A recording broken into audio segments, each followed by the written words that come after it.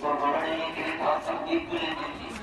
तुझे खुशी को पानी में जाके डूब गए जरा सी चीज है इस पर जरूर क्या कहना कि असली कोई समझ ये शूर क्या कहना खुदा की शान है ना चीज चीज बन बैठी जो बेशूर आदमी से बन बैठी तेरी बसात क्या है मेरी शान के आगे जमीन पस्त मेरी आन बान के आगे जो बात मुझ में तुझको है नसीब कहाँ भला पहाड़ कहाँ चांद मर गरीब कहाँ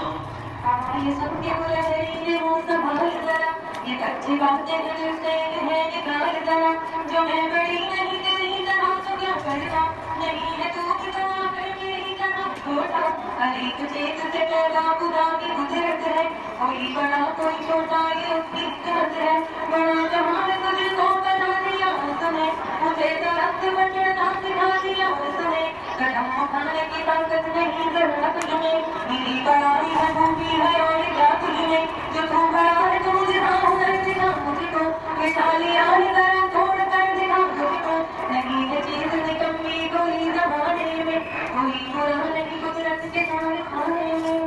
नहीं है चीज निकम्मी कोई जमाने में कोई बुरा नहीं कुदरत के साथ खाने में